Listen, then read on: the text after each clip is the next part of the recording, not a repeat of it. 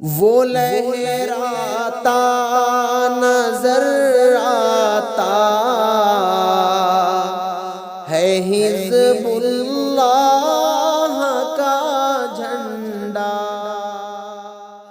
السلام علیکم ورحمۃ اللہ وبرکاتہ۔ الحمد للہ کفا وسلام علی عبادہ الذین اصطفى، اما بعد فاعوذ باللہ من الشیطان الرجیم، بسم اللہ الرحمن الرحیم۔ وما كان لنفس ان تموت الا باذن اللہ کتابا مؤجلا، صدق اللہ العظیم۔ محترم و مکرم حضرات علماء کرام، عزیز دوستو اور بھائیو،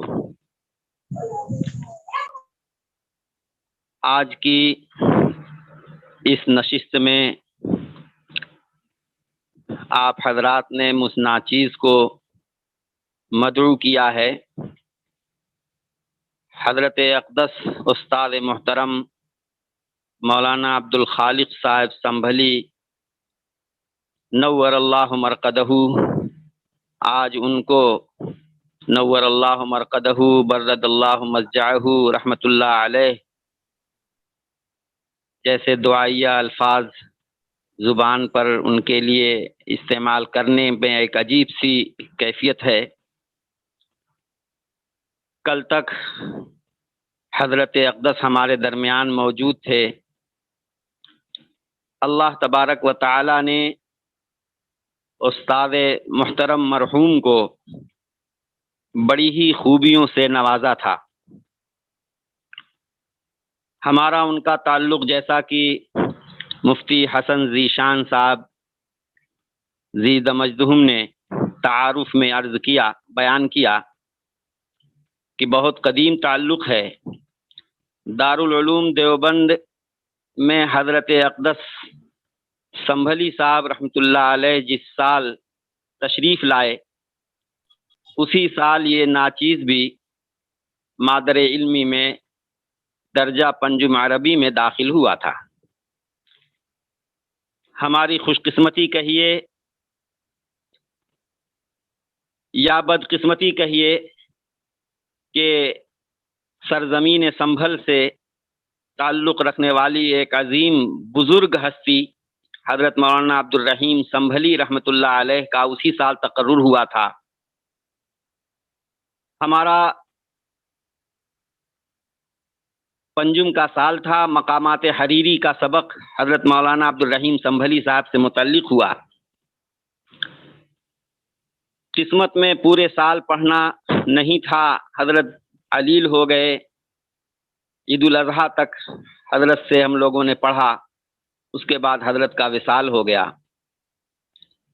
ان کی جگہ پر حضرت مولانا عبدالخالق صاحب سنبھلی نور اللہ مرقدہ کا تقرر ہوا، اور اس طرح دارالعلوم دیوبند کی فضا میں ان کو جو پہلی کھیپ طلباء کی ملی وہ ہماری کھیپ تھی، ہماری جماعت تھی۔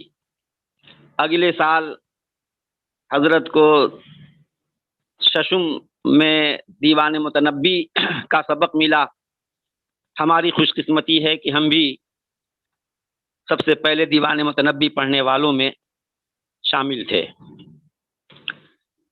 حضرت کی طبیعت سے واقف سینکڑوں ہزاروں فضلائے دارالعلوم ہیں کہ کس قدر خوش خلقی، نرم خوئی، طلباء کے ساتھ انتہائی شفقت اور بہت ہی نرم لب و لہجے میں تربیت فرمانے والے تھے۔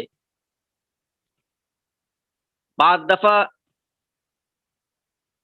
طلباء کو تنبیہ کرنے کے لیے کوئی سخت لب و لہجہ بھی استعمال کرنے کی ضرورت پڑتی تو حضرت کو اس قدر قابو تھا اپنے اوپر کہ لہجے میں کوئی تلخی نہیں آتی تھی، الفاظ میں کوئی ناموزونیت نہیں ہو پاتی تھی، اور بڑے ہی شستہ اور سلیقہ مندی کے ساتھ شستہ انداز میں تنبیہ فرمایا کرتے تھے۔ بعض حضرات نے ویڈیو چالو کیا ہے آواز جا رہی ہے؟ جی آ رہی ہے حضرت. اچھا. بعض دفعہ طلبہ شرارت میں ایک دوسرے کو کنکری بھی مارتے، اور وہ کنکری کبھی حضرت کے دامن پہ گرتی تو بجائے اس کے کہ وہ کہتے کس نے کنکری پھینکی، کس نے کس کو مارا، نہیں، احتسابی انداز نہیں، لگتا ہے اوپر سے کوئی کنکری گر گئی ہے. اب ظاہر ہے کہ جس کسی نے یہ شرارت کی ہوتی اس کے اوپر گھڑوں پانی پڑتے تھے اور وہ اپنی جگہ پر خود نادم و شرمندہ ہو جاتا تھا. حضرت مولانا عبدالخالق سنبھلی صاحب رحمۃ اللہ علیہ کی جو خصوصیات ہیں کہاں تک بیان کی جائیں. ایک بہت بڑی خصوصیت جو علماء کرام کو خاص طور سے نوٹ کرنے کی ہے کہ اپنی تمام تر خوبیوں کے باوجود، موقر عہدے پر فائز ہونے کے باوجود، علمی اعتبار سے اعلیٰ صلاحیت کے مالک ہونے کے باوجود دوسروں کو آگے بڑھانا اور دوسروں کو بڑا بنا کر پیش کرنا یہ ان کا مزاج تھا. اور صحیح بات یہ ہے کہ جو دوسروں کا اکرام کرتا ہے، دوسرے میں صلاحیتوں کا اعتراف کر کے ان کو آگے بڑھاتا ہے، اللہ پاک اس کی محبت لوگوں کے دلوں میں ایسی پیدا کر دیتے ہیں کہ وہ ایک نمونہ بن جاتا ہے. حضرت مولانا عبدالخالق سنبھلی صاحب رحمۃ اللہ علیہ کی محبوبیت کا یہ عالم، جنازے کا جو منظر دیکھا ہے لوگوں نے، طلبہ کی تعداد بہت کم تھی دارالعلوم کے اندر، لیکن اور وفات 4:30 بجے کے قریب ہوئی ہے، رات کو 11 بجے جنازے کی نماز ہونی ہے. نہ جانے کہاں کہاں سے علماء، صلحاء اور اہل مدارس جوق در جوق چلے آ رہے ہیں کہ دارالعلوم کا پورا احاطہ، دونوں احاطے بالکل بھر گئے. یہ اللہ کے ہاں محبوبیت اور مقبولیت کی یہ دلیل ہے. حضرت مولانا عبدالخالق سنبھلی صاحب رحمۃ اللہ علیہ سے اس ناچیز نے، جیسا کہ میں نے عرض کیا کہ مقامات بھی پڑھی، دیوان متنبی بھی پڑھی. مولانا کی خصوصیت یہ بھی رہی ہے کہ جن طالب علموں نے زمانے طالب علمی میں کچھ بھی آپ سے راہ و رسم رکھی، ہمیشہ مولانا انہیں یاد رکھتے تھے. وہ جہاں کہیں بھی ہوں، جب کبھی ادھر کو گزر ہوتا تو انہیں مطلع کرتے، ان سے ملاقات کی کوشش کرتے یا ٹیلی فون سے رابطہ کرتے. الغرض وہ اپنے شاگردوں کی خبرگیری ہمیشہ رکھتے تھے، اور اس کا یہ فائدہ ہوتا تھا کہ ان سے متعلق طلبہ، فضلاء، وہ کہیں نہ کہیں مناسب جگہ پر کام پہ لگ جایا کرتے تھے، اور اس طرح سے ان کے ذریعے سے جو خیر پھیلتا تھا حضرت مولانا سنبھلی صاحب رحمۃ اللہ علیہ برابر اس میں شریک رہتے تھے. حضرت مولانا کی خصوصیات و کمالات کہاں تک بیان کیے جائیں. بہت سے حضرات علماء کرام اس وقت اس مجلس سے وابستہ ہیں اور انشاءاللہ سبھی حضرات اپنے اپنے تاثرات بیان کریں گے. بہرحال مولانا کے سلسلے میں جو کچھ مجھے عرض کرنا تھا میں نے عرض کیا.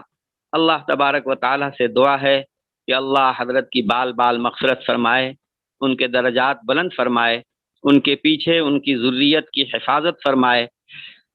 جو نسبی ذریت ہے، خونی رشتہ ہے جو ان کے اپنے ہیں وہ تو ہیں ہی، روحانی اولاد کی ایک بڑی تعداد ہے. سبھی دکھی ہیں. ہم سبھی ایک دوسرے کو تعزیت مسنونہ پیش کرتے ہیں. اللہ تبارک و تعالی ہم سب کو بھی تسلی اور سکون نصیب فرمائے. وآخر دعوانا الحمدللہ رب العالمین.